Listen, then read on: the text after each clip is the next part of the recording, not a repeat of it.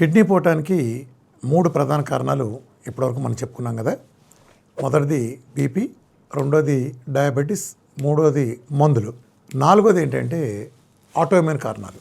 Lupus nephritis, IGI nephropathy లాంటి కారణాల చేత కూడా చాలామందికి కిడ్నీలు కొట్టేస్తాయి. అంటే వాళ్ళకి ఏ షుగర్లో బీపీలు ఉండవు. కిడ్నీ బయాప్సీ చేసినప్పుడు ఐజిఐ నెఫ్రోపతి బయటపడుతుంది. ఈ ఆటోఇమ్యూన్ వచ్చినప్పుడు ఏంటంటే లూపస్ కానీ ఐజిఐ లాంటి వాటికి మోడర్న్ మెడిసిన్లో కానీ ఇతర విధానాల్లో కానీ ఎలాంటి పరిష్కారం లేదు. దాని గురించి పెద్ద అవగాహన కూడా లేదు. తెలిసిందల్లా ఒకటే, స్టెరాయిడ్స్ కొడతారు. ఇది దీని మూలన ఫర్దర్ కాంప్లికేషన్ దారితీస్తుంది తప్ప మరిన్ని ఆర్గాన్లు పోవటం, డ్యామేజ్ చేయడం తప్ప అది పనికిరాదు. సో ఐజిఐ పోతే కానీ ఐజిఐ నెఫ్రోపతి పోదు. పాపం డయాలసిస్ తప్పితే పరిష్కారం లేని విధంగా జరుగుతుంది. కానీ విఆర్కే డైట్ ఆటోఇమ్యూన్లకు అద్భుతంగా పరిష్కరిస్తుంది. కాబట్టి ఏఎన్ఏ ప్రొఫైల్లో లోపస్లు, జాగ్రన్ సిండ్రోమ్లు, మయోసైటిస్లు, ఎంసిడిడీలు, షాప్ సిండ్రోమ్ ఏది తీసుకున్నా కూడా చాలా అవలేలుగా తగ్గుతాయి విఆర్కే డైట్లు. ఎందుకంటే ఇమ్యూనిటీ పెరుగుతుంది కాబట్టి ఆటోమేటిక్ సెట్ అవుతుంది. అక్కడ కర్మ ఏంటంటే ఆటోఇమ్యూన్ తగ్గడానికి ఇమ్యూనోసప్రెసెంట్లు ఇస్తారు, లేకపోతే స్టెరాయిడ్స్ కొడతారు.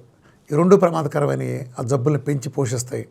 సో విఆర్కే డైట్లో ఇమ్యూనిటీ పెంచడం ద్వారా ఎప్పుడైతే ఆటోఇమ్యూన్ డిసీజులు సరి అవుతాయో ఆటోమేటిక్గా నెఫ్రైటిస్ కూడా సరి అయిపోతుంది. ఇది ఆటోఇమ్యూన్కి సంబంధించి.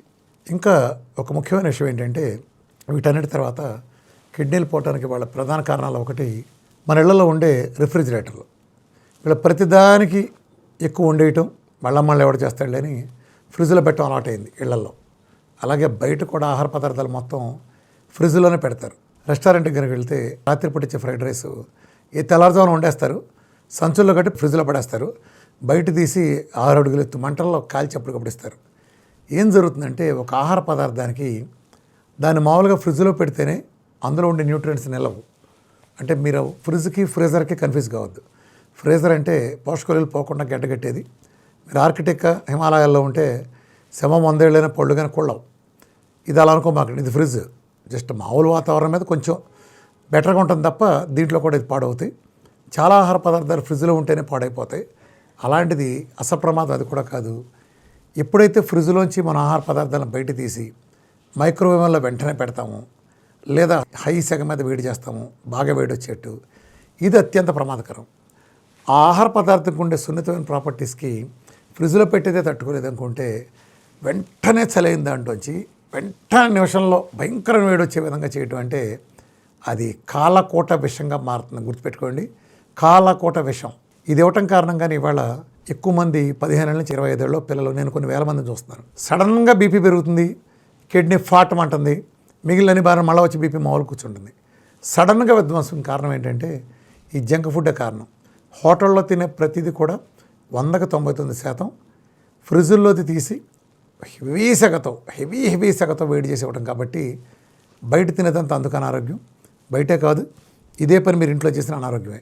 సో మీరు ఫ్రిడ్జ్లో పెట్టాలని మ్యాక్సిమం తగ్గించేసేయండి. ఒకవేళ ఫ్రిడ్జ్లో కనుక పెట్టాల్సిన పరిస్థితి ఇంట్లో వస్తే ఫ్రిడ్జ్లోంచి బయట తీసినాక రూమ్ టెంపరేచర్లో 3-4 గంటలోంచి సహజంగా అదంతా రూమ్ టెంపరేచర్ కూలింగ్ వచ్చే వరకు కూడా అట్టుపెట్టిన తర్వాత అప్పుడు మీరు దాన్ని ఉపయోగించుకోండి. వంట ఎప్పుడు చేసినా కూడా సన్నసగం చేయండి. వేడిగా వండితే అందులో ఉండే ఇవాళ మనం వెజిటబుల్స్ కానీ వీటిలో ఉండే న్యూట్రియన్స్ అన్నీ కూడా అతి వేడిని తట్టుకోలేవు. మెజారిటీ వెజిటబుల్స్ 50 నుంచి 150 degrees లోపు అందులో పోషకాలు చచ్చిపోతాయి. కానీ వాళ్ళు మనం 200-300 degrees కూడా వండుతున్నాం. అంటే ఒక తోటకూర మీరు మంచిది ఆర్గానిక్ దగ్గర మీరు తేవచ్చు, కానీ మీరు దాన్ని ఫ్రై చేసినప్పుడు ఏ 200 degrees దాటి కనుక చేస్తే అందులో పోషకాలు చచ్చిపోయినాక అది తినే ఉపయోగమే ఉంది. సో వంట వండే విధానం మారాలి. ఇమ్మీడియట్గా హీట్ చేసి హై సెగలో పెట్టి చేసే విధానం మారిపోవాలి. కేవలం సన్న సెగ మీద, మన పెద్దవాళ్ళు మట్టి కొండల మీద వంట చేసింది సన్న సెగ రావడం కోసం, అంతేగాని అప్పట్లో వాళ్ళ స్టీల్ అయితే దొరక్క కాదు. ఇది గుర్తుపెట్టుకోండి. సో ఇది ఒక రకంగా ఫ్రిడ్జ్ అని అర్థమైతే, ఇంకొక పెద్ద ప్రమాదం మామూలుగా మన ఇళ్లలో మనకి ఒకటే అమ్మ ఉండేది. మన ఇళ్లలో 2 అమ్మలు కొత్తగా వచ్చారు, జొమాటో అమ్మ, స్విగ్గీ అమ్మ. అసలమ్మ కాఫీ పెట్టమ్మ అంటే తీసుకుంటుంది, కానీ ఈ కొత్త అమ్మలు 2 ఉన్నారు కదా, వీళ్ళిద్దరికి విసుగు విరామం అనేది లేదు. వీళ్ళు అర్ధరాత్రి 2 బిర్యానీ అడిగినా సరే చాలా ఓపికగా తెచ్చి పెడతారు. సర్వీస్ కూడా బ్రహ్మాండంగా ఉంటుంది. వీళ్ళు ఎప్పుడైతే మన మార్కెట్లోకి వచ్చారో ఆరోగ్య రంగం సంకరాగిపోయింది. ముఖ్యంగా మన కుర్రాళ్ళు. ఒకప్పుడు మనం ఏ బిర్యానీ తిందాం రాత్రి 11ంటికి ఆకలేసిందని బయటికి వెళ్తే పోలీసులు ఈ బగలు కొట్టి లోపల పంపేవాళ్ళు. ఎక్కడ దొరికేది కదా ఏమేనో, కనీసం మంచిలు కూడా దొరక నోరు మూసుకు ఇంటికి వచ్చి పడుకునేవాళ్ళం మంచిలు తాగి. ఇప్పుడు అలా లేదు. అర్ధరాత్రి 2 బిర్యానీలు, 4 బిర్యానీలు. నువ్వు రాత్రి 2కి ఐస్ క్రీమ్ అడగండి, 10 నిమిషాల్లో వచ్చేస్తుంది. మామూలుగా మనకి డైజెస్టివ్ ఆర్గాన్స్ అని ఉంటాయి కదా, ఇవాళ రోజంతా మనం మెలకువగా ఉన్నాం, ఏమీ తినలా, అయినా సరే మన డైజెస్టివ్ ఆర్గాన్స్ మొత్తం రెడీగా కూర్చుంటాయి. వీడేం తింటాడా, ఇప్పుడు వేసేద్దామా, దాన్ని డైజెషన్ ప్రాసెస్లో పడి రుబ్బేద్దామని. అది పగలంతా మెలకువగా ఉంటాయి, ఎందుకంటే పగలంతా మనం మెలకువగా ఉంటాం కాబట్టి. రాత్రిపూట మన పెద్దాళ్ళు పెందలకాడ తినేసి పడుకోమన్నారు. పెందలాడి తింటే ఏమవుతుందంటే, మీరు ఇప్పుడు తినేశారు, తినగానే వెంటనే లోపల గద్దం బిగురవుతుంది. ఇక్కడ లాలాజలం దగ్గర నుంచి లివర్ ఇచ్చే బయలు జ్యూసు, గాలిబడ్డ ఇచ్చే కాన్సన్ట్రేటెడ్ బయలు జ్యూసు, ప్యాంక్రాటిక్ జ్యూసులు, స్టమక్ యాసిడ్స్, ఇలా ఒక పెద్ద ప్రాసెస్ రన్ అవుతూ ఉంటుంది. చిన్న పేగులు, పెద్ద పేగులు, మొత్తం పెద్ద ప్రాసెస్ రన్ అవుతుంది. ఇదంతా రన్ అయినాక మనం పడుకునేటప్పటికి సుమారు ఒక 4 గంటలు పడితే, మనం పడుకునే టైం బై ద టైం మంచం ఎక్కితే ఆర్గాన్లు అన్నీ రెడీగా ఉంటాయి రెస్ట్ తీసుకునే మోడ్లో. మీరు మంచం ఎక్కగానే ఒంట్లో ఉండే 100% ఆర్గాన్లు రెస్ట్ తీసుకుంటాయి. అదే మీరు 12 గంటల బిర్యానీ తిన్నారు, జొమాటోలో పెట్టారు, వచ్చింది, వేడివేడిగా ఉందని తిన్నారు, తిని పడుకున్నారు. మీరు తిని పడుకున్న వెంటనే మళ్ళీ ప్యాంక్రాస్లు, లివర్లో కిడ్నీలు, అసలు యాసిడ్స్, పెద్ద యుద్ధం. అదేం జరుగుతుంది, లోపల మీరు పగలపూట పడుకుంటే డైజెషన్ తొందరగా అవుతుంది, రాత్రిపూట డైజెషన్ స్లోగా ఉంటుంది. సో మీరైతే నిద్రపోతారు, మీలో కొన్ని ఆర్గాలు మాత్రం రెస్ట్ తీసుకుంటాయి, మిగిలిన మేజర్ ప్రాసెసింగ్ ఆర్గాలు మొత్తం గొడ్డు చాకరీ చేస్తూ ఉంటాయి. రాత్రి తెల్లార్లు పొద్దున్నే మీరు లేస్తారు, రాత్రి తెల్లార్లు మీ డైజెస్టివ్ ఆర్గాన్స్ వీటికి రెస్ట్ లేదు, కేవలం కొన్ని ఆర్గాన్లు రెస్ట్ తీసుకుంటాం వలన మీకు కంప్లీట్ రెస్ట్ దొరకదు. పగలంతా పనిచేసిన మీరు మెలుకున్నారని రాత్రి అంతా అర్ధరాత్రి బిర్యానీనో లేకపోతే థమ్సప్పో ఇంకోటి తాగి మీరు తెల్లారులు వాటిని మెలుకు ఉంచితే వాటి పరిస్థితి ఏంటి? రాత్రి పగలు రెస్ట్ లేకపోతే ఆర్గాన్లు ఎందుకు ఉంటాయి? పుచ్చగా పగలడి పగులుతాయి. ఇవాళ చాలామంది పిల్లలు సఫర్ అవడానికి ప్రధాన కారణాల్లో ఈ అర్ధరాత్రి తిళ్ళు కూడా ఒక కారణం. మనం రాత్రిపూట తింటం అనేది ప్రకృతి నిర్దేశించలేదు, రాత్రి పగలు వచ్చిందే ఎందుకు. సృష్టిలో ప్రతి జంతువుకు కూడా ఇదే ఫార్మేట్. మనకి శరీరానికి అన్ని ఆర్గాన్లు పనిచేయడానికి లోపల వాటికి రెస్ట్ అంతే. మన మనిషికి ఎంత అవసరమో ప్రతి ఆర్గాన్ రెస్ట్ అవసరం. మీరు రెస్ట్ ఇవ్వకుండా చేయటం మన ఈ దెబ్బతింటాం. ముఖ్యంగా యువతలో ఇవాళ ఎక్కువ మంది కిడ్నీలు పోయిన వాళ్ళలో 20 ఏళ్ళ నుంచి 25 ఏళ్ళు వస్తున్నారంటే ఈ అర్ధరాత్రి తిళ్ళు, ఈ నిద్ర లేకపోవడం, అలాగే ఇంకా చాలా అలవాట్లు ఉన్నాయి. డి విటమిన్ లాంటిది అసలు ఉండదు, 2-3 ఉంటాయి డి విటమిన్, 4-5, 10 లోపే ఏదైనా సింగిల్ డిజిట్. నీళ్లు తాగం, ఇంత చెప్పాను, నీళ్లు తాగకపోతే ఏం జరుగుతుంది, కిడ్నీలు ఎలా పోతాయి. ఇవన్నీ కూడా వీటన్నిటి కారణంగా కూడా కిడ్నీలు పోతున్నాయి. ఇదే కాకుండా ఆహారంలో ఉండే మన జంక్, ఇప్పుడు ఉదాహరణకు మన కెమికల్ ఆయిల్స్, రిఫైండ్ ఆయిల్స్, పేరుకే రిఫైండ్, జీలకర్ర కర్ర ఎంత ఉందో, మినరల్ వాటర్ మినరల్స్ ఎంత ఉంటాయో, ఈ రిఫైండ్లో రిఫైనిజం అంతే ఉంటుంది. ఈ మొత్తం పరమ పెంట నికృష్టపు ఆయిల్స్, ఇదే మొత్తం మన అనారోగ్యాల మొత్తానికి పునాది. కిడ్నీలు పోవడానికి బేస్ ఫౌండేషన్ కూడా ఇదే. దీని తర్వాత కెమికల్ ఉప్పులు, పురుగు మందు 40 ఏళ్ళకి పట్టిన చల్లిన కారాలు, అలాగే పౌడర్ల నుంచి చేసి కనీసం ఆ పౌడర్ని చేసిన పబ్లిష్ కూడా చేయని ఆ చెత్త పాలు, కార్బైడ్ పళ్ళు, జంక్ ఫుడ్లు, అజినమోటోలు, కలర్లు, ప్రతిదీ కూడా కిడ్నీని కొల్లబడుస్తుంది. అలాగే సెడెంటరీ లైఫ్ స్టైలు, అన్ని రకాలుగా. సో ఇవన్నీ కనుక సరి చేసుకుంటే మాత్రమే అవుతుంది. కేవలం మందులు వాడితే తగ్గదు. మందులతో పాటు కిడ్నీని పోగొట్టిన అన్ని పారామీటర్స్ని అన్ని రకాలుగా సరి చేసి రావాలి. ఒక పెద్ద జబ్బు, క్రానిక్ కిడ్నీ డిసీజ్ లేదా క్యాన్సర్ లాంటి ఏ జబ్బు అయినా సరే బయట తేవాలంటే అన్ని మార్గాల నుంచి మనం ట్రై చేయాలి. అందులో భాగంగానే వీఆర్కే డైట్లో స్పెషల్ ఏంటంటే ఇవన్నీ పీకేస్తాం, నేచురల్ ప్రోటోకాల్ ఇచ్చేది చూస్తాం. బయటతో వచ్చిన సమస్య ఏంటంటే ఆ కారణాలన్నీ అలాగే ఉంచి ఏదో మందులు ఇచ్చి మేనేజ్ చేయాలని వస్తారు. ఆ మందులు కూడా పెంచే తప్ప తగ్గించలేవు. అసలు మూల కారణాన్ని తీయకుండా అరువు లక్షణాలు తగ్గవు. ఇది గుర్తుపెట్టుకోండి. వీఆర్కే డైట్ ప్రత్యేకత అదే.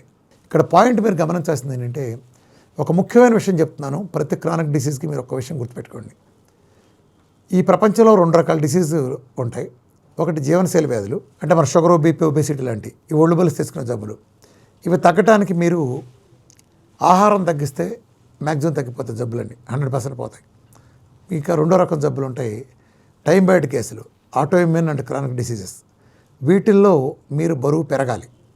బరువు పెరిగితేనే మీకు స్టెమ్ సెల్ థెరపీ జరుగుతుంది. ఉదాహరణకి మీ పక్కన ఒక 3 ఫోటోలు వేస్తాను, జస్ట్ మీకు అవగాహన కోసం. కొంచెం ఇమేజ్లు తేడా కాబట్టి మేము బ్లరీగా ఉండొచ్చు, బట్ మీకు అర్థం కావడం కోసం చెప్తున్నాను. వీఆర్కే డైట్ చేస్తే ఏ రకం వస్తే ఒకసారి చూడండి. ఆయన ఒక క్యాన్సర్ పేషెంటు నా దగ్గరికి వచ్చిన రోజున ఆయనకి మెడ దగ్గర చూడండి వైద్యాలన్నీ ఫెయిల్ అయ్యి అలా ఉన్నాడు. ఆయన చాలా పెద్ద వూండ్ ఉంది, చూశారు కదా. సరిగ్గా 2 నెలల్లో ఆయన నా దగ్గరికి వచ్చినప్పుడు ఆ వూండు ఎలా హీల్ అయిందో చూడండి. ఆయన 7 కిలోలు పెరిగాడు 2 నెలల్లో. 7 కిలోలు పెరిగాడు కాబట్టి ఆ వూండ్ హీలింగ్ తగ్గింది.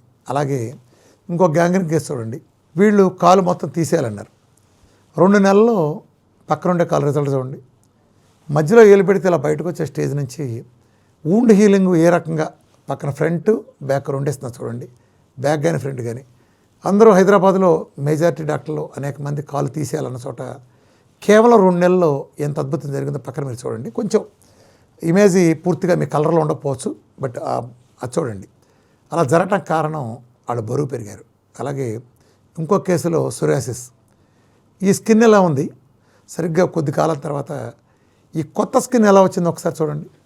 ఈ స్కిన్కి ఆ స్కిన్కి కేవలం కొన్ని రోజులు తేడా. ఏం జరిగింది ఈ మూడిట్లో? ఈ మూడు కూడా ప్రపంచంలో అసాధ్యం అన్నయ్యే. క్యాన్సర్ 2 నెలల్లో చచ్చిపోతాడని చెప్పిన ఆయన అంత అద్భుతం తగ్గటం, అట్లాగే ప్రపంచంలో ఎవరికి తగ్గదని సోరియాసిస్కి అంత అద్భుతంగా ఆ పాత చర్మం కొత్త చర్మం వచ్చింది చూడండి. ఇవన్నీ ఎలా జరిగినాయి అంటే విఆర్కే డైట్లో స్టెమ్ సెల్ థెరపీ జరుగుతుంది. స్టెమ్ సెల్ థెరపీ అంటే మన ఒంట్లో కొన్ని కోట్ల సెల్స్ ఉంటాయి. వీటితోనే మనం నిర్మాణం అయి ఉన్నాం. ప్రతి క్షణం కూడా మన ఒంట్లో అనేక సెల్స్ చచ్చిపోవటం, ఆ ప్లేస్లో కొత్త సెల్స్ పుట్టడం, ఇది ఒక రెగ్యులర్ ప్రాసెస్. విఆర్కే డైట్లో భాగంగా మీరు బరువు పెరిగితే, గుర్తుపెట్టుకోండి, బరువు పెరిగితే, ఇందాక నేను చూపించిన 3 ఫోటోల్లో కూడా అవందరూ బరువు పెరిగారు. బరువు పెరిగినప్పుడు పాత సెల్స్ చనిపోయిన ప్లేస్లో కొత్త సెల్స్ కూర్చుంటాయి. అలాగే ఈ కొత్తగా పుట్టిన సెల్స్ ఉంటాయి కదా, ఇవి ఎక్కడ కూర్చోవాలి. ఇప్పుడు ఉదాహరణకి మన ఇంట్లోనే 10 ఫ్యాన్లు ఉన్నాయి. ఇప్పుడు ఒక ఫ్యాను కొత్తది కొనుక్కొచ్చాం. ఈ ఫ్యాన్ ఎక్కడ పెట్టాలి? ఏదైతే డొక్కుది, సౌండ్ది, మోతలు చేస్తుందో ఆ ఫ్యాన్ని పీకేసి ఆ ప్లేస్లో కూర్చుంటాం. అంటే అప్పటిదాకా ఉన్న ప్లేస్లో చెడు ఏదైతే ఉందో చెడు సెల్స్ని తీసేసి కూర్చుంటుంది. ఎప్పుడైతే ఇందాక క్యాన్సర్ అయినా 7 కిలోలు బరువు పెరిగాడో ఆ పెద్ద వూండ్ దగ్గర నుంచి మాయిపోయి ఏకంగా క్యాన్సరే ఎగిరిపోయింది. అంటే క్యాన్సర్ సెల్స్ని పీకేసి విఆర్కే డైట్లో వచ్చిన స్టెమ్ సెల్స్ ఆ ప్లేస్లో కూర్చున్నాయి. అలాగే క్రానిక్ సోరియాసిస్లో అంత స్థాయి క్రానిక్ సోరియాసిస్ కొత్త చర్మం వచ్చిందంటే ఈ కొత్తగా పుట్టిన సెల్స్ స్టెమ్ సెల్ థెరపీ జరిగి ఆ బ్యాడ్ సెల్స్ని పీకేసి ఆ ప్లేస్లో కూర్చున్నాయి. సేమ్ గ్యాంగ్రీన్ కూడా అంతే. అంత వూండ్ హీలింగ్ జరగడం కారణం stem cell therapy in VRK diet. ఇది విఆర్కే డైట్తో మాత్రమే సాధ్యం. మెటబాలిజం మార్చినప్పుడే సాధ్యం. కొబ్బరి నూనె ఉపయోగించినప్పుడు మాత్రమే సాధ్యం. ఇది చేయగలిగేది విఆర్కే డైట్ కాబట్టి ఆ 3 మెరకలు, అది కూడా వేగం. ఆ వేగం చూడండి. 1 మంత్లోనూ 2 మంత్స్లోనే ఇన్ని మెరకలు జరిగినాయి అంటే, అలాగే మీ కిడ్నీ పోయిన వాళ్ళకు కూడా కిడ్నీలో పాడైన సెల్స్ని మీరు ఎప్పుడైతే బాగా తిని బరువు పెరుగుతారో ఆ పాడైన సెల్స్ ప్లేస్లో ఈ కొత్త సెల్ స్టెమ్ సెల్స్ కూర్చున్నప్పుడు ఆ డ్యామేజ్ సెల్ ప్లేస్లో ఆ నెఫ్రాన్స్ ప్లేస్లో కొత్త రావటం వల్ల కిడ్నీ రికవర్ అయి తీరుతుంది. మనిషి శరీరంలో ఏ ఆర్గాన్ అయినా సరే రికవర్ అవుతుంది. ఇన్నాళ్ళు రికవర్ అవ్వలేదంటే మీరు సరిగ్గా సరైన అప్రోచ్లు వెళ్ళలేదు. మీరు విజయవాడ నుంచి హైదరాబాద్ వెళ్ళాలంటే హైదరాబాద్ వెళ్ళే రూట్లోనే వెళ్ళాలి. మీరు వేరే రూట్లో ర్యాకెట్లు వేసుకుని వెళ్ళలేరు. మీరు వేరే రూట్లో గుంటూరు రేపుకి లేకపోతే వైజాగ్ బయలుదేరి ఎంత స్పీడ్ కార్లు వేసుకోవడం పోతే మీ జన్మకి వెళ్ళలేరు లక్ష్యానికి. మన టార్గెట్ సరిగ్గా ఉండాలి. అట్లాగే విఆర్కే డైట్ చేస్తే మాత్రమే ప్రస్తుతం అందుబాటులో ఉండే వ్యవస్థల్లో కిడ్నీ సైజు పెరుగుతుంది, తద్వారా క్రియాటిన్ తగ్గుతుంది, బ్లడ్ పెరుగుతుంది, కిడ్నీ టోటల్గా రికవర్ అవుతుంది, డయాలసిస్ చక్కగా బయటకు వస్తారు. ఇదంతా జరగాలంటే మీరు బరువు పెరగాలి కదా. బరువు పెరగాలంటే మార్గం ఏంటి? ఒకే ఒక మార్గం, విఆర్కే డైట్లో ప్రిస్క్రైబ్ చేసినవి మాత్రమే మీరు బాగా ఎక్కువగా తీసుకుంటాం. ఎంత బాగా తీసుకుంటే అంత తొందరగా మీరు రిజల్ట్స్ వస్తారు. అంత తొందరగా స్టెమ్ సెల్ థెరపీ జరిగి మీ కిడ్నీ సైజు పెరిగి, ఎరిథ్రోపోయిటిన్ పెరిగి, హిమోగ్లోబిన్ పెరిగి, తద్వారా క్రియాటిన్ తగ్గి, అలానే జిఎఫ్ఆర్లు సరయ్యి, మిగతా యూరియాల దగ్గర నుంచి మైక్రోఆల్బుమిన్ దగ్గర నుంచి అన్నీ తగ్గటం, అలాగే షుగర్లో బీపీలు పోవటం, అన్ని ఫ్యాక్టర్లు, ఇవన్నీ ఫ్యాక్టర్ల సమాహారంగానే చక్కగా డయాలసిస్ నుంచి కూడా వెళ్ళినాళ్ళు కూడా గ్రాడ్యువల్గా ఒక పద్ధతి ప్రకారం నేను బయట తీసుకొచ్చేస్తాను. డయాలసిస్ ఎప్పుడు చేయాలి? సీరియస్ కండిషన్ అప్పుడు చేయాలి. సీరియస్ కండిషన్ రికవర్ అయితే అవసరం లేదు కదా. సో డయాలసిస్ నుంచి కూడా ఏ స్థాయి డయాలసిస్ అయినా సరే గ్రాడ్యువల్గా బయట తీసుకొచ్చేయచ్చు. మీరు గమనించారో లేదో, క్రియాటిన్లు ఎలా వస్తాయంటే మీ అందరికీ చెప్తున్నాను. మీకు మామూలుగా ఇక్కడ కిడ్నీ పోయిన వాళ్ళలో 75% మంది కేవలం షుగర్ బీపీ కారణంగా పోయిన వాళ్ళు ఎక్కువ ఉంటారు. ఇందాక మందులు చెప్పాను, వీటికంటే కూడా మేజర్గా 2 ఉంటాయి. ఇక్కడ ఏం జరుగుతుందంటే, ఒక వ్యక్తికి డయాబెటీస్ కానీ బీపీ కానీ రాగానే ఫస్ట్ వాళ్ళు భయపడేది ఆ రెండింటికి కాదు, ఇవి దీర్ఘకాలం ఉంటే నాకు ఒకవేళ కిడ్నీ పోయే అవకాశం ఉంటుందేమో, నా పిల్లలు ఉన్నారు, వాళ్ళని ఎలా పోషించుకోవాలి అని వాళ్ళు గుర్తొచ్చి లిటరల్గా చెప్పాలంటే ప్యాంట్లు తడుపుకుంటా చాలా జాగ్రత్తగా డాక్టర్ గారు ఇచ్చిన మందులు వేసుకుంటా చాలా బుద్ధిగా చాలా శ్రద్ధగా చేస్తారు ఆ భయంతో. కానీ వాళ్ళకి తెలియదు, వాళ్ళు ఏదైతే గొడుగని నమ్మారో అదే పాము పడగని తెలియదు, వాళ్ళు ఏదైతే గొడుగని నమ్మారో అదే పాము పడగని తెలియదు. ఆ మందులే వాళ్ళు వేసేసే స్టేజ్కి వచ్చిన తర్వాత ఒక సమ్ముహూర్తాన వాళ్ళు ఏ రోజైతే వాళ్ళ జీవితంలో చూడకూడదు అనుకున్నారో ఆ రోజు వస్తుంది. నేను మీ అందరికి అదే చెప్తున్నా, ఈ వీడియో చూస్తున్న ప్రతి కిడ్నీ పేషెంట్ కథే ఇక్కడ చెప్తున్నాను. మీరు ఏదైతే భయపడ్డారో అది చూశారు. మీ క్రియాటిన్ 1.5 2 మొట్టమొదటిసారి రిపోర్ట్లో కనిపించింది. లిటరల్గా మీరు చెమట పట్టేసింది. ఏదైతే భయపడ్డారో ఆ రోజు రానే వచ్చింది. మీరు భయపడితే డాక్టర్ గారి దగ్గరికి వెళ్ళారు. ఆయన దగ్గరికి వెళ్ళగానే ఆయన ఏం పర్లేదు అని ఒక గుట్ట మందులు రాసిచ్చాడు. ఇప్పటిదాకా వాడుతున్న మందులకు అదనంగా సరిగ్గా నెల తర్వాత చూసుకున్నారు. ఆ 2 కాస్త 4.8కి వెళ్ళటం. సార్ ఏంటి సార్ అని చెప్పి మళ్ళీ భయపడి వెళ్తే ఆయన మళ్ళీ మందులు మార్చి ఇవ్వటం, పెంచి ఇవ్వటం. ఇలా అతి కొద్ది కాలంలో 8కో 10కో 12కో 14కో మీరు వెళ్ళింది మొదటిసారి చాలా తక్కువ స్థాయిలో ఉన్నప్పుడు మందులు వాడటం బిగిన్ అయిన తర్వాతే మీ క్రియాటిన్లు పెరుగుతాయి. వెళ్ళి సోమవారం చూసి పదం డయాలసిస్ షెడ్కి అంటారు. షెడ్కి వెళ్తే బయటకు వస్తాడు ఎవడన్నా. అదొక నరకం, భూలోక నరకం. ఒక మనిషి నిజంగా ఆలోచించండి ప్రాక్టికల్గా. చాలా సమయం తీసుకుని ఒంట్లో ఉండే రక్తం అంతా ఒక మిషన్ తోటం, ఒక సూది గుచ్చుకుని చేతులు పాపం వాళ్ళకి ఆ ఫిస్టాలు వేసినారు ఇంతంతలా వాచిపోతాయి. రక్త కన్నీరు వస్తుంది వాళ్ళు చూస్తే. ఇన్ని సమస్యలు, ఎంత మందులు, ఎంత ఖర్చు, ఎంత శ్రమ. వాళ్ళు వెళ్తారు పాపం. పొద్దున అతను లోపల కూర్చుంటాడు. నరకం. ఆ ఎక్కించుకుని కదలకూడదు. ఏ క్షణాన్ని ఏమి రియాక్ట్ అంటే ఇది వస్తుందో తెలియదు. అక్కడ ఉన్నంత రోగిష్టాలందరూ ఏ జబ్బు పడ్డేస్తారో తెలియదు. అసలు నరకం వాళ్ళది కాదు. వాళ్ళని అక్కడ తీసుకెళ్తారు వాళ్ళ అటెండెంట్స్. తండ్రి కానీ, భార్య కానీ, కొడుకు కానీ, కూతురు కానీ, మనవడు కానీ. అసలు కుక్క బతుకు వీళ్ళది. ఇప్పుడు మీరు అక్కడ ఉంటారు, వీళ్ళని పట్టించుకునేవాడు ఎవడు అతను లోపల ఫ్యాన్ కింద కూర్చుంటాడు. వీళ్ళు రోడ్డు పక్కన అడుక్కునే వాళ్ళు కూర్చున్నట్టు కూర్చుంటాం.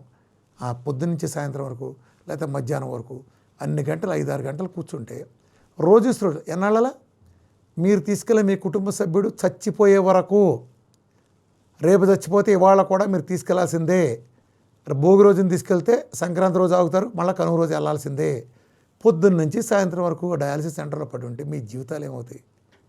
ఆ లోపల బెడ్ మీద పడుకున్న తండ్రి సంపాదన పోయింది, కొడుకు సంపాదన పోతుంది. రోజు వీడు తండ్రిని తీసుకెళ్తారు, ఇంట్లో వాళ్ళు తీసుకెళ్లారు. వీడు ఉద్యోగం అవుతుంది, వీడి పెళ్ళం పిల్లలు ఏంటంటారు.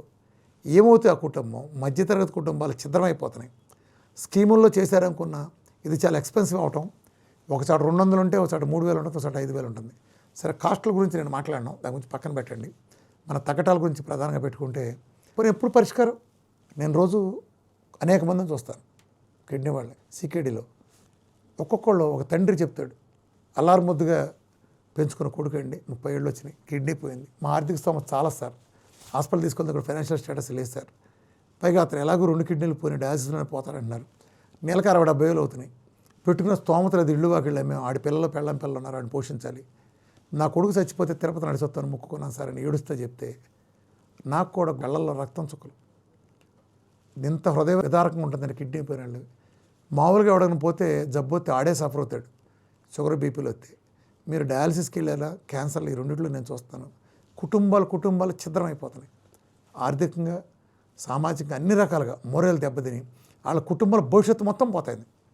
వాళ్ళ భవిష్యత్తు మొత్తం వెళ్ళి కూర్చునేవాడు, ఒకటి తీసుకెళ్ళేవాడు. ఏంటి పరిష్కారం? జీవితాంతం ఆ డయాలసిస్ సెంటర్లో తిప్పడం తప్ప ఏంటి పరిష్కారం? అసలు ఎందుకు రికవర్ కాదు కిడ్నీ ఎందుకు రికవర్ కాదు? ఇరుగు ముక్కలని బోన్ అంటుకున్నప్పుడు, లేచిపోయిన చర్మం వచ్చినప్పుడు, సెల్స్ డెడ్ అయితే కిడ్నీలు ఎందుకు రికవర్ కావు? చచ్చినట్టు తీరతాయి అంతే. డైట్ చేయండి, ఏం చేయాలో చేయాలి. ఏదైతే కిడ్నీని పోగొట్టిందో ఆ కారణం తీయాలి. ఆ మొదలష్ట పెయిన్ కిల్లర్ తీయాలి, ఆ మొదలష్ట డయాబెటీస్ని లేపేయాలి, ఆ మొదలష్టపు బీపీని లేపేస్తే ఇవాళ ప్రపంచంలో 100కి 80 మందికి జీవితంలో డయాలసిస్ అనే ప్రసక్తే లేదు. ఉన్న డయాలసిస్ కూడా బయటకు వచ్చి తీరతారు. ప్రపంచం మొత్తం మీద కోట్ల మంది డయాలసిస్లో మగ్గి అక్కడే చచ్చిపోతాయంటే మళ్ళీ ఏం చెప్తారు? 10 ఏళ్ళు బతుకున్నారు, 20 ఏళ్ళు బతుకున్నారు. ఎందుకంటే ఒకళ్ళిద్దరి గురించి చెప్తారు. ఇన్ని లక్షల మంది ఏమవుతున్నారు, ఎన్ని రోజులు ఎన్నాళ్ళు పోతున్నారు ఇవ్వండి, టోటల్ స్టాటిస్టిక్స్ ఇవ్వండి. సో అది ఆ డయాలసిస్కి వెళ్ళాల్సిన కర్మ అయితే ప్రజలకు లేదు. వీఆర్కే డైట్లో ఎందుకు పోతే వీఆర్కే ఒక్కడే డయాబెటీస్ టైప్ 1 అండ్ టైప్ 2 పోగొడతాడు. వీఆర్కే ఒక్కడే బీపీని అడ్రస్ లేకుండా చేస్తాడు. ప్రజలు ఇప్పటివరకు మీరంతా ఒక భ్రమలో ఉన్నారు, మందులు ఏదో చేస్తున్న భ్రమలో. దీనికి కారణం ఏంటంటే జాగ్రత్తగానండి, మన చిన్నప్పటి నుంచి మన భావజాలం నూరిపోసిందంటే, అమ్మా జ్వరం వచ్చిందమ్మా ఈ మందు వేసుకోమ్మా అంటే జ్వరానికి ఏదో మందు ఉన్నట్టు. నిజానికి జ్వరానికి మందు లేదు. పారాసెటమాల్ ఒక 6 గంటల పాటు జ్వరం తాలూకు లక్షణమైన వేడిని ఆపుతుంది. 6 గంటల తర్వాత మీరు పారాసెటమాల్ ఇవ్వకపోతే వేడి మళ్ళా వస్తుంది. అంటే నీ జ్వరం ఎక్కడికి వెళ్ళలేదుగా, నీ మందు జ్వరాన్ని ఆపట్లా, అది మందు కాదు, సిమ్టమ్ని తాత్కాలికంగా సప్రెస్ చేస్తుంది. అలాగే నీ చెయ్యి ఇరిగింది, విపరీతమైన నొప్పి వస్తుంది, అబ్బా డాక్టర్ గారు మందు ఇచ్చాడు దెబ్బకి నొప్పి తగ్గిపోయింది. ఏడ తగ్గింది నీ నొప్పి? నీ నొప్పి అక్కడే ఉంది. నీ నొప్పిని బ్రెయిన్ గ్రహించే చోట ఆ నరాన్ని మొద్దుబారిపోయేటి చేయడం ద్వారా నొప్పిని బ్రెయిన్ గ్రహించలేదంతే, నీ నొప్పి ఎక్కడికి వెళ్ళలేదు. ఇప్పుడు మన అప్పుల వాళ్ళందరూ బాగా అప్పులు చేసామని కర్రలు వచ్చి కమరపడతారనుకోండి, మనం ఫుల్ బాటిల్ వేసేసి ఒళ్ళు తెలియకుండా పడిపోతే అప్పుల సమస్య తీరిపోయినట్ట, తాత్కాలికంగా మన అప్పులను మర్చిపోయామా? ఇది కూడా అంతే. మీరు చేసే చిన్నప్పటి నుంచి మీరు సిమ్టమ్లకు మీరు వాడే అన్నిటిని జబ్బులకు అంటున్నారు. ఏ జబ్బు మందుతో తగ్గదు. అసలు జబ్బులు మందులతో తగ్గవు, గుర్తుపెట్టుకోండి. మందులు పారేస్తేనే తగ్గుతాయి. మందులు అంటే ఏంటంటే చిన్న ఉదాహరణ చెప్తాను. ఒక గదిలో ఒకడు పడుకుని ఉన్నాడు, ఫ్రెంచ్ విండో తీసుంది, చలిగా లోపలికి వస్తాయి. వాడు గజగజ వణుకుతున్నాడు. అలోపతి డాక్టర్ వచ్చి వాడి రగ్గు కప్పాడు, హోమియో డాక్టర్ వచ్చి దుప్పటి కప్పాడు, ఆయుర్వేదం డాక్టర్ వచ్చి కంబళ కప్పాడు, వీరమాచిన రామకృష్ణ వచ్చి చలొచ్చే కిటికీ మార్గాన్ని మూసాడు. నాకు ఇతర వైద్యాలకు తేడా ఇది. ఇప్పుడు మీరు దుప్పటి కప్పారు, దుప్పటి కప్పటం అంటే ట్యాబ్లెట్, చలి వస్తానే ఉంది, ఒక దుప్పటి కట్టారు, 2 నిమిషాలు హ్యాపీ, అంటే తాత్కాలికంగా మీరు మందు ఇస్తే సిమ్టమ్ తగ్గుద్దే హ్యాపీ. తర్వాత ఏమవుతుంది, చలి వస్తానే ఉంది కాబట్టి మళ్ళీ చలి ఆ ఒక దుప్పటి భరించలేక 2వ దుప్పటి కప్పావు, 2వ ట్యాబ్లెట్, చలి వస్తానే ఉంది, 3వ దుప్పటి, 3వ ట్యాబ్లెట్, చలి వస్తానే ఉంది, తట్టుకోలేవు, 4వ దుప్పటి, 4వ ట్యాబ్లెట్, చివరి చేతులు వేసేస్తావు. సిమ్టమాలు తగ్గించడం ఏంటండి, రూట్ కాజ్ తగ్గించాలి. కానీ స్కూల్ నుంచి మన పిల్లడు వచ్చి అమ్మ నా కాళ్ళు పిసుకుని నొప్పులు అంటాడు. కాళ్ళు పిసుకమాకండి, వాడికి 4 లీటర్ బాటిల్ ఎదురుకుండా పెట్టండి. అరే రేపు సాయంత్రం లోపు కనుక ఇందులో చుక్క మిగిలిందంటే ఈ టైంకి నేను పీక పిస్తానని చెప్పండి. వాడు మళ్ళా పెయిన్స్ అని అడగడు. డీహైడ్రేషన్ టు బోన్స్, వాడు నీళ్ళు ఎందుకు అక్కడ కనుక్కున్నాడు, 1/2 లీటర్ తాగాడు. బోన్స్కి వాటర్ కావాలి. ఎప్పుడైతే బోన్స్కి మీరు 26% వాటర్ కావాలి, న్యూట్రియంట్స్లో 26% వాటరే ఉండాలి. ఎప్పుడైతే లేదో ఒక పచ్చని మొక్క ఉంది, నీళ్లు పోయిరు దాన్ని, చెట్టు ఏమవుతుంది, ఒడిలిపోతుంది. అలాగే మీ బోన్స్ ఒడిలిపోతున్నాయి. అలాగే మైగ్రేన్ వీఆర్కే డైట్ చేస్తే ఎవడికైనా 24 గంటల్లో తగ్గి తీరాల్సిందే. ఎందుకని డైట్ ఒక నెలన్నా చేయాలి కదా, 24 గంటలు తగ్గడం ఏంటి? మైగ్రేన్ అంటే కంటి దగ్గర సెల్స్లో, బ్రెయిన్ దగ్గర సెల్స్లో డీహైడ్రేషన్. ఇది ఆడవాళ్ళకే ఎక్కువ వస్తుంది. ఎందుకు వస్తుంది? బయటకు వెళ్తే సోషల్ ఇన్సల్ట్ పాస్ కలాల్సి వస్తుంది, భయపడి వీళ్ళు నీళ్లు తాగి సావరు. ఈ నీళ్ళు ఎప్పుడైతే తాగరో తలనొప్పి వస్తుంది, మైగ్రేన్ వస్తుంది, సెల్స్ దగ్గర డీహైడ్రేట్ అయ్యి శరీరం వల్ల సిగ్నల్ పంపిస్తే వీళ్ళు ఏం చేస్తారు, డాక్టర్ గారు ఇచ్చారంటే మందు బళ్ళు వేసుకుంటారు, తసేపు ఆగుతుంది. మరుసటి రోజు కల్లా మళ్ళీ పొద్దున్న మైగ్రేన్ తయారు, తలగా పగలిపోతే గోడకేసి కొట్టుకుంటారు, మళ్ళీ మందు బళ్ళు వేసుకుంటారు. 1 లీటర్ నీళ్ళు తాగుతారు, ముష్టి నీళ్ళు. 10 ఏళ్ళు అయిందమ్మా, 15 ఏళ్ళు అయిందమ్మా, మైగ్రేన్ తగ్గలేదమ్మా, ఎంత మందులు వాడుతున్నామ్మా, ఎట్ట తగ్గుద్ది నీకు? ఒక్కరోజు వెళ్ళి నువ్వు ఫుల్గా నీళ్ళు తాగు. మొక్కకు నీళ్ళు పోయకుండా సస్తదమ్మ మొక్క సావదా? దాన్ని నీళ్లు పోసి ఎడితే చక్కగా బతుకుతుంది, చిగురిస్తుంది. అలా పోతాయి. రూట్ కాజ్ తీయాలి. నువ్వు ఎన్నాళ్ళు మందులు ఇస్తావు, రూట్ కాజ్ మార్చాలి. ఇది చేయట్లేదు. నేను ఎత్తవతల పారేస్తున్నాను. నేను డయాబెటీస్ని తగ్గించట్లేదు, డయాబెటీస్ ఎందుకు వచ్చిన కారణాన్ని తీస్తున్నాను. నేను బీపీ తగ్గించట్లేదు, బీపీ ఎందుకు వచ్చిన కారణాన్ని తీస్తున్నాను. నేను క్యాన్సర్ తగ్గించట్లేదు, క్యాన్సర్ ఎందుకు వచ్చిన కారణాన్ని తీస్తున్నాను. నేను కిడ్నీని రికవర్ ఎలా చేస్తున్నాను, కిడ్నీ ఎందుకు పోయిందో ఆ కారణాన్ని రివర్స్ చేయడం ద్వారా దాన్ని చేస్తున్నాను. అందుకే నాకు తగ్గుతాయి. క్రానిక్ కిడ్నీ డిసీజ్ లేదా కిడ్నీ డిసీజ్ వచ్చినప్పుడు ఫస్ట్ ఇచ్చే సలహా ఏంటంటే మనకి నీళ్లు కోసి. ఇందా చెప్పాం కదా నీళ్లు పోతే అనర్థాల గురించి. వాటిలో ఒకటి చిన్నగా ఎలాబరేట్ చేద్దాం. ఎప్పుడైతే మీరు నీళ్లు తగ్గించారో ఆటోమేటిక్గా శరీరం డిహైడ్రేట్ అవుతుంది. మనిషికి కావాల్సిన మినిమం రిక్వైర్మెంట్ వాటర్ కావాలని ఇవ్వట్లేదు. శరీరం డిహైడ్రేట్ అవగానే వెంటనే మన సిస్టమ్ యాక్టివేట్ అవుతుంది. మన సిస్టమ్ మన ప్రొటెక్షన్లో భాగంగా హైపోథాలమస్ ఆదేశాలతో pituitary gland ADH anti diuretic hormone release చేస్తుంది. ఏడిహెచ్ రిలీజ్ అయినప్పుడు ఏం జరుగుతుందంటే దాని ఉద్దేశం వీడు పాస్కి వెళ్ళినా, ఎండలోకి వెళ్ళిన చోట్ల పెట్టినా ఇదంతా మనం ఏ రకంగా పోనేయకూడదు, ఫ్లూయిడ్స్ మనం రిటైన్ చేయాలనే ఉద్దేశంతో ఎక్కడికక్కడ ఇది కాళ్ళల్లో ఏడీహెచ్ రిలీజ్ అప్పుడు ముఖ్యంగా ఎక్కువగా కాళ్ళల్లో, తర్వాత పొట్టలో కూడా వాటర్ స్టోర్ అవుతుంది. అంటే శరీరం లోపల ఉండే ఒక సహజమైన మన డాక్టర్ మనకిచ్చిన సందేశం ఏంటంటే, కాళ్ళవాపులు మీకు కాళ్ళవాపులు వచ్చినాయి, కాళ్ళవాపులు ఎందుకు ఇచ్చామంటే నువ్వు నీళ్లు తక్కువ తాగావు కాబట్టి నేను నీళ్లు బయటికి పోనట్లేదు, నువ్వు గనక నీళ్లు బాగా తాగితే నేను రిలీజ్ చేస్తా అని సిగ్నల్ మనకి ఇచ్చినట్టు. కానీ దీనికి మన వాళ్ళు ఏం చేస్తున్నాం, వాడు ఏడీహెచ్ రిలీజ్ చేసి వాటర్ని హెల్డ్ చేస్తే మనం దీన్ని పోగొట్టడానికని డైరీ హార్మోన్లు కొడుతున్నాం. నువ్వు డైరీ హార్మోన్లు కొట్టిన వాళ్ళు అక్కడ తాగుతున్నారా, వాటర్ అసలే లీటర్ తాగుతున్నారా అంటే కోసేయి అర లీటరు, కోసేయి పావు లీటరు, కోసేయి గ్లాస్ లీటర్, ఇదంతా ఫ్యాక్ట్స్. నా దగ్గర రోజు వచ్చే వాళ్ళలో ఒక్కళ్ళు చెబితే షాక్ అవుతూ ఉంటాం. 100 కిలోలు ఉంటాడు, రోజు కప్పెత్తా ఉంటాడు వాటర్. అదేమంటే మాట్లాడితే ఒక ఆయన చెబుతాడు ఇంకు పుల్లలతో తాగమన్నారంట, రోజు మొత్తానికి ఇంకు పుల్లలతో తాగమన్నారంట. అది ఎలా బతుకుతారు వాళ్ళు? వాటర్ యాడ్ నుంచి ఏం జరుగుతుందంటే, ఇప్పుడైతే అన్నాను కదా, వీళ్ళు ఎప్పుడైతే కాళ్ళలో నీరు వచ్చిందో, ఓయ్ నువ్వు లీటర్ తాగుతున్నావు, ఎక్కడో నీళ్ళు ఎక్కువ తాగుతున్నావు, కోసేయి అంటాడు. ఆల్రెడీ డయాలసిస్లో ఉంటాడు అనుకోండి, కోసేయి నీళ్ళు ఎక్కువ వస్తున్నాయి, అర లీటర్ చేసే అంటారు. వీళ్ళు అర లీటర్ చేసినాక శరీరం ఇంకా రెచ్చిపోద్ది. ఎంత ఉంటే కొద్దిగా డిహైడ్రేట్ అయితేనే అంత వాపులు ఇస్తే, ఇంకా ఎక్కువ డిహైడ్రేట్ అయితే ఇంకా ఎక్కువ వాపులు వస్తాయి. అది రెచ్చిపోయి శరీరం ఏడీహెచ్ ఇంకా రిలీజ్ చేస్తుంది. వీళ్ళు రెచ్చిపోయి దాని ఇంకా పావు లీటర్ కోస్తారు, ఇంకా కోస్తానే ఉంటారు. మొన్న ఒక ఆయన వచ్చారు పేషెంట్, కిడ్నీ పోయినాను, ఆయన డయాలసిస్లో ఉన్నారు, రోజెస్లో చేస్తున్నారు. ఆయన ఎంత తీసుకుంటున్నారండి అని అడిగాను. పావు లీటర్ అని చెప్పాడు ఆయన. రోజెస్లో డయాలసిస్ చేస్తున్నారండి, డయాలసిస్ చేస్తారు, మరి వాటర్ ఎంత తీస్తున్నారు లిక్విడ్స్ అని అడిగాను. 4.5 లీటర్స్ తీస్తున్నారండి అని చెప్పాడు ఆయన. ఇప్పుడు మనకి రోజెస్ అంటే 2 రోజులు అనుకోండి, 2 రోజులకి ఆయన వాటర్ ఎంత తాగి ఉంటాడు, పావు లీటర్ కలిపితే అర లీటరు. అంటే 2 రోజులు కలిపి ఆయన అర లీటర్ తాగితే వీళ్ళు 4.5 లీటర్ ఎక్కడి నుంచి తీశారు? కొంచెం బుర్ర పెట్టి ఆలోచించండి. మీరు తాగిందే ముష్టి అర లీటర్ నీళ్ళు, ఈ ముష్టి అర లీటర్ నీళ్ళు పోని అనుకుంటే ఆ అర లీటర్ రావాలి, కానీ మీరు 4.5 రావటం ఏంటి అంటే ఇక్కడ 2 ఫ్యాక్ట్స్ ఉన్నాయి. ఒకటి, అతను అర లీటర్ తాగటం అనేది ఫ్యాక్ట్ ఒకటి. రెండోది, అతను 4.5 లీటర్ వాటర్ తీశారనేది రెండో ఫ్యాక్ట్. ఫ్యాక్ట్లు మనం డినై చేయలేం, కానీ ఈ మధ్యలో లింక్ కలుపుతున్నారే, ఈ లింకు ఇది మిస్సింగ్. ఈ లింకు పూర్తిగా సత్యదూరంగా ఉంది. గమనించండి మీరు. వాటర్ తాగితే వచ్చింది అనుకుంటే అర లీటర్కి సబ్జెక్ట్ టు కండిషన్ అయిపోవాలి, 4.5 రాకూడదు. నిజానికి జరిగేది ఏంటంటే, మీరు వాటర్ తగ్గించారు కాబట్టి అక్కడ వాటర్ ఎక్కువ వస్తుంది. అదే మనిషి 4 లీటర్లో 4.5 లీటర్లో సిస్టమేటిక్గా నేను చెప్పిన విధానంలో తాగితే బీఆర్ క్రెడిట్లో భాగంగా ఎలాంటి ఉన్న కాళ్ళు వాపులు కూడా పోతాయి. ఇప్పుడు నా దగ్గరికి వచ్చినప్పుడు నేను ఓపెన్గా చూస్తున్నప్పుడు 10 నుంచోబెట్టి చెప్పిస్తాను. ఒక ఆయన అంటాడు, ఏమండి నువ్వు ఎంత అవుతున్నావు? 4 లీటర్లు. నీకేమైనా వాపులు ఉన్నాయా? లేవండి. ఇంకొక ఆయన 3 లీటర్లు. అంటే ఆయన లీటర్ చెప్పాడు కానీ నేను వింటలేదండి, 3 లీటర్లు తాగుతున్నాను, 3 పైన తాగుతున్నాను అంటాడు. నీకు వాపులు ఉన్నాయా? లేవండి. 2 తాగితే ఇంత ఉంటాయి వాపులు. చూసారా? ఆయన అంటాడు. ఇంకొక ఆయన లేచి, సార్ నేను లీటర్ నీళ్లు తాగబట్టి కాళ్ళు వాసిన అంటాడు. సరే నేను అర లీటర్ తాగాను, ఒకవేళ నాకు కొడతా, మీకెంత వాసిన చెప్పండి అంటారు. నేను అర లీటర్ తాగిన దగ్గర డబ్బులు ఏంటి అంటాడు ఆయన. అంటే నిజానికి చెప్పాల్సింది, లీటర్ తాగబట్టే మీకు వాసిని, 4 లీటర్ తాగితే వాసే కాదు. కానీ మీరు దాన్ని ఎలా చెప్తున్నారు?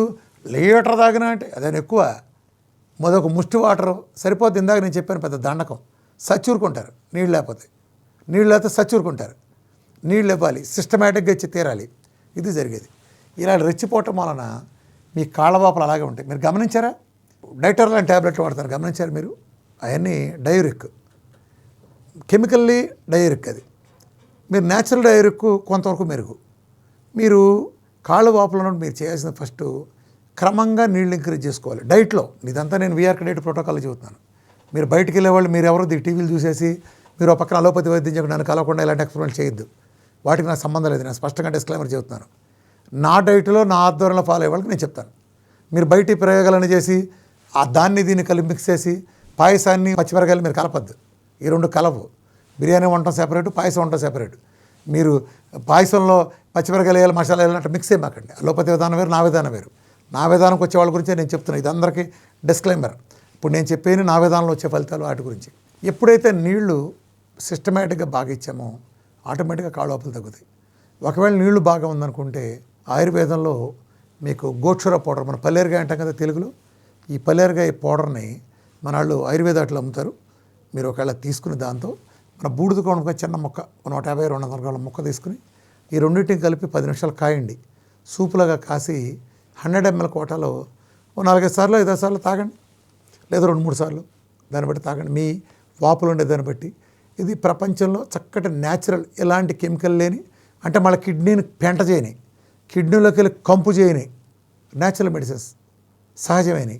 సో ఇలాంటివి వాడుకోండి, కాళ్ళలో వాపులు ఉంటాయి. సో నీళ్ళు అనేది ఇవ్వకపోవటం మనకు జరుగుతుంది. మీరు నీళ్లు బాగా ఇచ్చినప్పుడు ఏడీహెచ్ అయిపోతుంది. మీరు సిస్టమ్కి వ్యతిరేకంగా వెళ్ళకూడదు. ఇదే సమస్య. మన ప్రతి చోట సిస్టమ్కి వ్యతిరేకంగా వెళ్తున్నాం. సేమ్ ఇంతే మీకు డయాబెటీస్ వచ్చినప్పుడు మీరు ఇచ్చే మెడికేషను ఆ మెట్ఫార్మ్ లాంటి వాటితో లివర్లో గ్లూకోనేజన్స్ ప్రాసెస్ ఆపుతుంది. మీరు స్టోర్ చేసుకున్న గ్లైకోజన్ నుంచి వచ్చిన గ్లూకోజ్ రిలీజ్ కాకుండా ఆపటం చేత అది ఆపి దాన్ని మీరు డయాబెటీస్ ఎక్కడికి ప్రచారం చేస్తారేంటి? అది సహజమైన ప్రాసెస్. దాన్ని మీరు ఎలా ఆపుతారు? మీకు ఈ కార్డియాక్ మందులు ఇచ్చి కొలెస్ట్రాల్ కట్ చేస్తూ ఉంటారేంటి? కొలెస్ట్రాల్ అయితే మనిషి చచ్చూరుకుంటాడు. లివర్లో తయారయ్యే కొలెస్ట్రాల్ని మీరు ఇన్హిబిట్ చేయడం ద్వారా గుండె నొప్పులు తగ్గవు, మరింత పెరుగుతాయి. ఆ కొలెస్ట్రాల్ తగ్గితే గుండె జబ్బులు తగ్గుతాయా?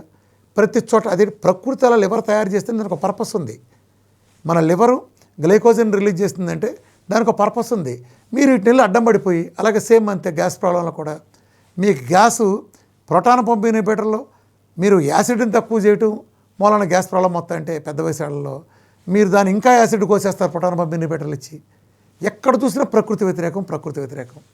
అలాగే ఇమ్యూనిటీ పెంచి జబ్బులు తగ్గాల్సిన చోట మన ఇమ్యూనో సప్రెసెంట్స్ కొట్టడం. ఉదాహరణ కిడ్నీ మార్చడానికి మీరు తీసుకోండి. కిడ్నీ మార్చే వాళ్ళకి ఏం చేస్తారంటే కిడ్నీ మారుస్తారు. మార్చిందే ఊరుకుంటారా? ఇమ్యూనో సప్రెసెంట్స్ కొడతారు. ఎందుకు కొడుతున్నావా? ఇమ్యూనిటీ ఏంటి? ఇమ్యూనో సప్రెసెంట్ కొట్టడం అంటే ఏంటి? ఒక వ్యక్తిని హెచ్ఐవి పేషెంట్ కదా బలవంతంగా మార్చడం. తేడా ఏంటి చెప్పండి?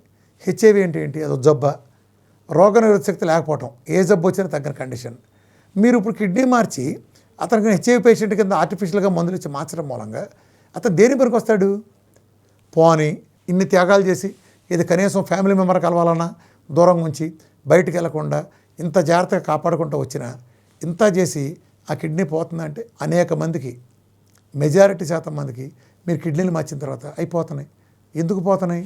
ఈ బల్బులు హై వోల్టేజ్ ట్రాన్స్ఫారం రావటం వల్ల మాడిపోయినాయి. మీరు బల్బులు మార్చారు, ట్రాన్స్ఫారం రిపేర్ చేయలే, పోకేం చేస్తాయి? అసలు బల్బులు పోగొట్టింది అలాగే ఉంటే కారణం రెండోసారి పెట్టి బల్బులు ఎందుకు అవుతాయి? అసలు కిడ్నీని పోగొట్టిన షుగరు, బీపీ లేదా ఇతర కారణాలు అలాగే ఉంటే అరువు కిడ్నీ ఎన్నాళ్ళు అవుతుంది? మీరు ఇమ్యూనో సప్రెసెంట్లు వాడి మరింత నాశనం తప్ప ఆరోగ్యవంత గొల్లైపోయి వేరే రోగాలన్నీ మీదపడి ఆడో 10 మందులు వేసుకుంటాం, నీళ్లు తక్కువ తాగటం, దానివల్ల ఈ కిడ్నీ మళ్ళా పోవటం. నేను అనేక మంది చూస్తున్నాను. రోజు వచ్చేవాళ్ళు నా దగ్గర ఒక 5 నుంచి 10 మంది దాకా కిడ్నీలు 1-2 సార్లు మార్చిన వాళ్ళు ఉంటారు. వీళ్ళందరూ ఇమ్యూనో సప్రెసెంట్స్ వాళ్ళకి వేసుకున్న వాళ్ళే. మరి అన్నీ బాగానే ఉన్నాయి. మళ్ళీ క్రియాటిన్లో 12కి 15కి వచ్చేసి మళ్ళీ డయాలసిస్కి ఎందుకు వెళ్తున్నారు? అసలు భూమి మీద ఒక్కడైనా సరే తప్పే కదా. కిడ్నీ తీసుకొచ్చి మాత్రం సరైపోవాలి కదా. అలా అవ్వలేదంటే ఆ మందులు ఏం చేయలేదు కదా. ఇదే ప్రాబ్లం అవుతుంది. సో కాళ్ళవాపులు అందుకు వస్తున్నాయి. మీరు నీళ్లు తాగకపోవటం వలన కాళ్ళవాపులు వస్తున్నాయి. మీరు నీళ్లు సిస్టమేటిక్గా బీఆర్కే డైట్లో భాగంగా తాగితే మీ కాళ్ళవాపులు రావు. మనం ఫ్యాట్ తీసుకోకపోతే ఫ్యాట్ లివర్ వస్తుంది. నువ్వు ఫ్యాట్ ఎంత తగ్గిస్తే అంత ఫ్యాట్ లివర్ పెరుగుతుంది. ఫ్యాట్ ఇవ్వగానే ఫ్యాట్ లివర్ పోతుంది. దీనికి వచ్చి ఫ్యాట్ రాగానే ఫ్యాట్ తగ్గించమంటారు. అసలు ఏమన్నా సైన్స్కి లాజిక్కి సంబంధం ఉందా? అసలు లాజిక్ సైన్స్ ఏమన్నా దరిదాపుల్లో ఉంటున్నాయా? నేను ఇన్ని మిరకలు సృష్టిస్తున్నానంటే దానికి కారణం లాజికల్గా వెళ్ళటం. సైన్స్ అని మీరు చెబితే కాదు. ఒక జబ్బు ఉంటుంది, డయాబెటీస్, ఇంకోటో. మీరు ఎలాగైనా ఏం చెప్తున్నారు? జీవితాంతం మందులు వాడాలంటున్నారు. ఓ డయాబెటీస్ వచ్చింది, మీరు డాక్టర్ దగ్గరికి వెళ్ళారు. ఆ డాక్టర్ గారు ఏం చెప్పారు మీకు? ఎండోక్రైనాలజిస్ట్ అయినా మీరు ఇవాళ రేపు తగ్గుతుంది అనుకుంటున్నారేమో, జీవితాంతం మందులు వేసుకోవాలని చెబుతున్నారు కదా మీకు ఆయన. అంటే ఏం చెప్తున్నారు? మీరేమర్థం చేసుకున్నారు? జీవితాంతం మందులు వాడాలంటే వాడాలి కావచ్చు అనుకుంటున్నారు. కానీ ఏం చెప్పిందంటే తెలుసా? మీరు ఇవాళ రేపు 1-2 సంవత్సరాలు తగ్గుద్ది అనుకుంటున్నారేమో, మీరు చచ్చిపోయే వరకు కూడా మీ జబ్బుని ఏమాత్రం తగ్గించలేను అని చెప్తున్నాడు ఆయన. అంత క్లియర్గా అలా చెప్పినాక అది వైద్యం ఎలా అవుతుంది చెప్పండి మీరు? సత్యవరకు నీ జబ్బు అలాగే ఉంచుతారని అష్యూరెన్స్ రాసిచ్చినట్టు కదా. సత్యవరకు జబ్బు అలాగే ఉంచారని వైద్యం ఎలా అంటాం? ఓ మెకానిక్ దగ్గర కారు తీసుకెళ్ళాం మనం, అతను ఏమన్నా బాగు చేసేవాళ్ళు ఇస్తే మెకానిక్ అంటాం. అబ్బాయి నేను బాగు చేయలేనంటే మెకానిక్ అంటావా? మెకానిజం అంటామా దాన్ని? సత్యవరకు బాగు చేయాలంటే మెకానిజం అంటావా? నీ కారు అంతేనా అయ్యాక మర్చిపో కారు అన్నాడంటే అది మెకానిజం అవుతుందా? ప్రాబ్లం సరి చేసేవాడే కదా మెకానిక్. అలాగే జబ్బు వస్తే దాన్ని రివర్స్ చేసి మామూలు స్థితికి తెచ్చేవాడే కదా డాక్టర్ అంటే, వైద్యం అంటే. మనం చేయట్లేదు. జీవితాంతం ఎందుకు మందులు వాడాలి? ప్రపంచంలో ఒక్కడ కూడా షుగర్ ఉండదు, బీపీ ఉండదు ఎవరికి లేకుండా డైట్ చేయగలదు. వీఆర్కే డైట్ చేయగలదు. చేసి 9 ఏళ్ళ నుంచి చూపిస్తానే ఉన్నా.